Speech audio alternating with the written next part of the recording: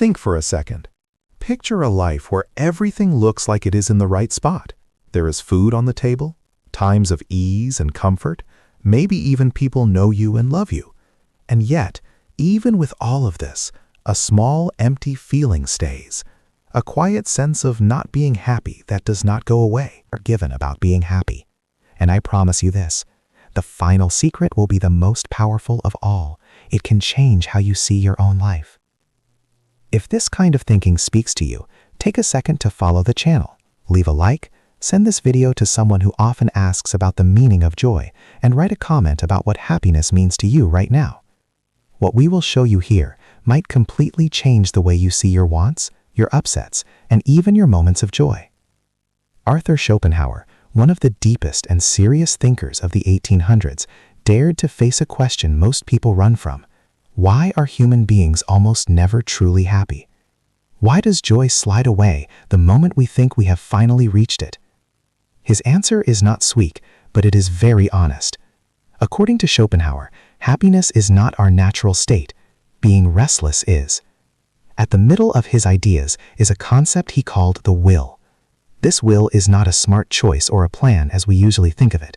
It is a blind, unthinking force that pushes all living things to want, to try, and to look for things. The will does not care about peace or being satisfied. It only cares about moving forward and wanting more. And as long as we are alive, this will is working inside us. Here is the most important point. Wanting always brings pain. When you want something and don't have it, you feel a lack, worry, upset, and hurt. But what happens when you finally get what you wanted? The relief is very short. Very quickly, a new want comes up, or the old one loses its charm. Satisfaction dies and boredom takes its place.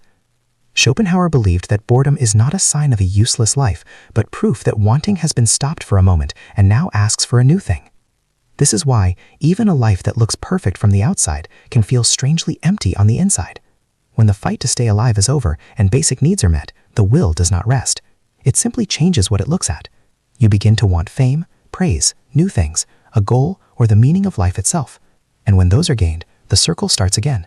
Ask yourself truly, how many times have you thought, once I get this, I will finally be happy? And when you got it, how long did that joy last? Days? Weeks maybe? Only moments. Schopenhauer would say that this is not bad luck, it is the way life itself is made. He argued that human life moves back and forth between pain and boredom. Pain comes from a want that is not met. Boredom comes when a want is met. Happiness, in this view, is just the short break between these two states, a quick moment without pain, not a state that lasts. This idea really fights what we believe today. We are taught that being happy is a goal, something to get through success, love, things, or making yourself better. But Schopenhauer makes us ask a scary question. What if the problem is not that we have not done enough, but that winning itself can never make the will happy? Science would later say the same thing. Ideas like getting used to things show that humans quickly go back to a normal level of feeling okay after good or bad things happen. What once made us excited becomes normal. What once felt terrible becomes something we can handle. The mind fits in and wanting starts again. Yet this fact is not meant to lead to sadness. It is meant to wake up your mind. If happiness as a non-stop good feeling is a lie, then maybe freedom is found somewhere else. Maybe peace does not come from getting everything you want, but from knowing what those wants really are. As you listen, notice your own feelings. Do you feel like fighting this idea? Discomfort?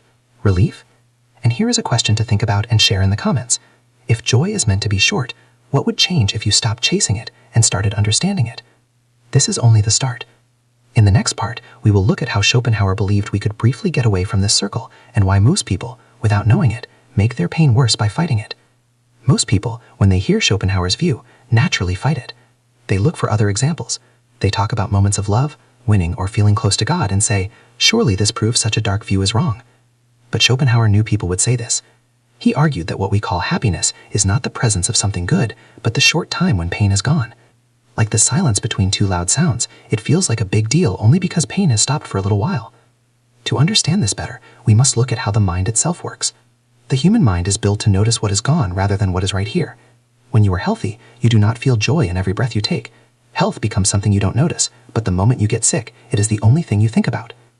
The same is true for safety, comfort, and being steady. We rarely feel thankful for them unless they are in danger or lost.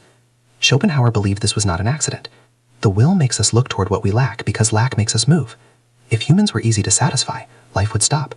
Wanting keeps us going, fighting and living. From the view of the will, being unhappy is not a mistake. It is how we are made. This explains why people often feel restless during calm times. When outside fights go away, the noise inside gets louder.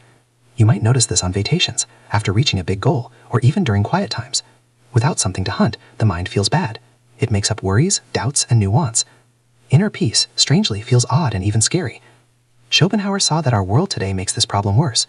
Always looking at others makes us want things we don't need. You are no longer pushed just by hunger or safety, but by pictures of how life should look like. Money, beauty, fame, and success become endless mirrors showing what you don't have. Even joy becomes a race. Ask yourself this: how often does your sadness come not from your own pain, but from looking at someone else's life that looks happy? And how often do you want something not because it brings peace, but because it promises to make you look good? According to Schopenhauer, this outside chasing traps people deeper in pain. The more you follow your wants, the more power the will has over you. Each want not met feels like a personal hurt. Each want met quickly loses its value. The person becomes tired, confused, and quietly let down, even when life looks like a success. Yet Schopenhauer did not think escape was impossible. He believed it was rare. One short escape, he said, comes through looking at beauty. When a person truly loses themselves in music, art, nature, or deep thinking, the will lets go of its hold for a bit. In those times, you are not wanting, you are just seeing. Think about a time when you were totally lost in something beautiful or deep, a song that made your thoughts go quiet, a view that made time go away. In those moments, did you feel the need to be more, to do more, to get more? Or did you feel a quiet peace, free from the race? Schopenhauer saw this as a look at freedom, not forever happiness, but a short break from the rule of wanting. He believed great artists and thinkers naturally understood this, even if they could not stay there forever. However, most people get this relief wrong. They try to make it into another goal. They chase more fun, excitement, and power, thinking more pleasure will lead to lasting joy. But pleasure, too, becomes another want, another cause of pain. Here is a deep mental point. The more you try to find happiness, the more you make strong the very thing that keeps it away. The will lives on what you expect. When expectations are high, being let down is going to happen. So let me ask you something to think about. What if the non-stop push to be happy is itself the cause of your sadness? What if peace starts not by adding things to your life, but by taking away the lie that you are meant to feel full all the time? In the next part, we will look at Schopenhauer's most extreme idea, a way of living that does not end pain, but totally changes how you live with it. Many people say no to this idea at first, yet those who truly get it often talk about a deep and surprising sense of inner freedom. Schopenhauer's most radical point is also the one most people get wrong. He did not believe that the fix for pain was being positive, happy thinking, or chasing nonstop pleasure. In fact, he saw these things as ways of lying to oneself. Instead, he suggested something much tougher and more life-changing: the choice to want less. To understand this, we must first face a very hard truth. Most of what we want is not needed for us to live or be okay. It is made up in our minds. We want not because we need, but because we imagine a future version of ourselves who will finally feel complete. And when that version never shows up, we blame our luck, other people, or ourselves, without checking the way wanting works. Schopenhauer said that wisdom starts when a person stops asking how to get what they want and starts asking why they want it. This change alone makes the will weak. When a want is looked at instead of followed, its power goes down. You begin to see urges, dreams, and needs not as orders, but as feelings that come and go. This view matches with later mental and quiet traditions. Modern brain science shows that thoughts and urges lose power when they are watched instead of acted on. Old Eastern ideas, which Schopenhauer liked a lot, found the same things hundreds of years ago. Buddhism, for example, says that wanting is the root of pain and teaches letting go, not as not caring, but as seeing clearly. However, letting go does not mean leaving life. This is where many get Schopenhauer wrong. He did not want people to stop feeling or be alone. He wanted awareness, to live without lies, to be in life while knowing its limits, to enjoy times of relief without thinking they are forever. Think about how much heartache is spent fighting how things are. We fight getting old, things not lasting, not being sure, and loss, as if they were mistakes instead of parts of living. This fighting makes the pain grow. Schopenhauer believed that when we accept the sad side of life, something unexpected happens. The mind gets soft. Expectations get lower. Being thankful becomes possible, not because life is perfect, but because pain is no longer taken as a personal hit. There is a quiet power in this acceptance. When you no longer ask that life makes you happy, you become less easy to hurt. When you stop expecting to feel full from every win or relationship, you are freer to enjoy them as they are. Ask yourself this question truly. How much of your pain comes from life itself, and how much comes from your hope that life should feel different? This question alone can change how you deal with hurt. Schopenhauer also talked about kindness as a natural result of this knowing. When you see that all people are pushed by the same blind will, fighting, wanting, and hurting, judgment goes away. Kindness grows. You stop seeing others as blocks or rivals and start to see them as people on the same path, stuck in the same hard spot. This kindness is not just a nice feeling, it is based on reality. It sees that being mean, envy, and being selfish often come from wants not met and being unhappy inside. Knowing this does not make bad acts okay, but it explains them, and knowing why lowers hate. Here is another strange fact. By giving up the demand for personal joy, people often feel a deeper kind of peace. Not excitement, not a high, but being steady. A calm acceptance that does not change based on what happens around you. This does not mean pain goes away. Loss still hurts. Failure still feels bad. But these things no longer break the person. They are part of a wider knowing of what life is. As you think about this, share your ideas. Do you believe wanting less could bring peace? Or does the idea feel scary? What part of letting go feels hardest to you? In the final part, we will get to the most powerful point of all. The realization that changes Schopenhauer's ideas from being dark into a kind of quiet freedom, and shows why feeling unhappy, even when everything is fine, may actually be a sign of being very awake, rather than a failure. What if the feeling that something is gone, even when everything looks okay, is not a mistake to be fixed, but a sign to be understood? This is where Schopenhauer's ideas reach their strongest point. What most people call sadness, he saw as a way of seeing clearly. A quiet knowing that refuses to be tricked by lies. Schopenhauer believed that the worst pain does not come from the hurt itself, but from the false hope that hurt should not be there. The world teaches us, always, that being happy is the normal state of a good life. If you are unhappy, something must be wrong with you. You must be doing something wrong. You must fix yourself. But this belief makes a second layer of pain, much harmful than the first. You are no longer just sad. You are sad at yourself for being sad. Once this lie is taken away, something big happens. The pressure goes away. You stop checking your inner life against a goal that cannot be reached. You stop asking, why am I not happy yet? And start asking, what is this feeling trying to show me? Schopenhauer would say that always feeling a bit unhappy often happens to deep, aware people, those who think a lot, who feel how things pass away, who know deep down that no outside thing can forever satisfy the inner push. Simple joy is easier for those who never ask questions. Being awake has a price, but it also brings a rare kind of freedom. This changes the view of sadness totally. It is no longer a personal fail. It is a deep truth felt as a feeling, a realization that life itself is restless, that total joy as told by the world is a lie. Modern psychology slowly says the same thing.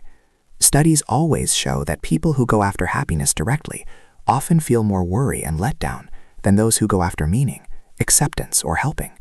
Viktor Frankl, a doctor who survived great pain, saw that happiness cannot be hunted.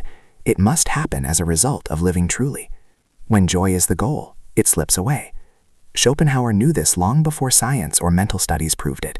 He knew that chasing joy makes wanting stronger, and stronger wanting makes pain stronger. But when wanting is made soft through knowing, life feels lighter, even when it is hard. This does not mean giving up on fun. It means seeing it in a new way. Joy becomes quieter, less loud, more real. A warm cup of tea, a moment of silence, sharing a thought. These moments no longer have the job of saving you. They are allowed to be what they are. There is also a right side to this realization. When you stop asking life to make you happy, you stop using people as tools for your own joy. Relationships become less needy and more kind. You are no longer asking others to make you whole, distract you, or save you from being bored. You meet them as they are, not as a fix for your sadness. This change alone can transform how you love, how you listen, and how you forgive. Expectations get soft. Being present grows. Fights lose some of their power. Schopenhauer believed that the highest wisdom is not in winning the world, but in knowing it. Not in always trying, but in being smart and stopping yourself. Not in being positive, but in being clear. So if you find yourself feeling down, even though you have what you wanted, stop before you judge that feeling. Ask a deeper question. What if this feeling is not telling you to get more, but to see more clearly? What if it is asking you to stop running and start knowing? True peace in this view is not excitement. It is the end of fighting yourself. The quiet acceptance of life as it is, without asking it to act happy for you. And here's the final secret, the most powerful of all. When you stop needing to be happy, you become free to live. Free to feel sad without losing hope. Free to feel joy without holding it too tight. Free to be in the world without being eaten up by it. Schopenhauer did not give comfort, he gave the truth. And sometimes truth is the kindest thing of all. If this idea made you think, made you feel odd, or gave words to something you have felt for a long time but never said, share your thoughts in the comments. What does happiness mean to you now? And if this look into life helped you, remember to stay on this path. Knowing yourself is not about getting to a new place. It is about finally seeing where you are right now. Before we finish this path, let us slow down and let this idea sink in. If you have followed everything, you may notice that something small has already shifted. The question is no longer how do I get happy, but how do I live honestly in a world that was never made to give forever joy? Schopenhauer asks us to trade lies for clarity, not to make life dark, but to stop lying to ourselves about it. When we give up the dream of nonstop joy, we get something much more steady, inner balance. Life no longer feels like a test you are failing. It becomes a thing you are learning to handle.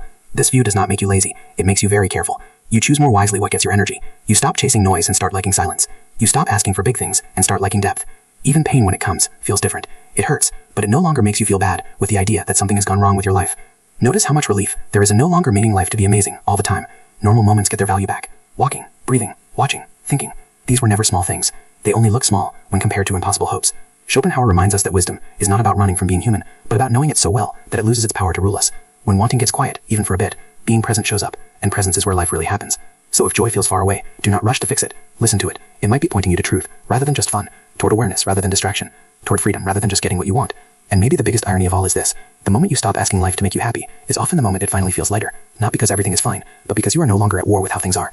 Carry this thought with you. Let it grow slowly, not as a belief but as a thing you see day by day. Because understanding, when it is real, does not shout, it whispers. Thanks for looking.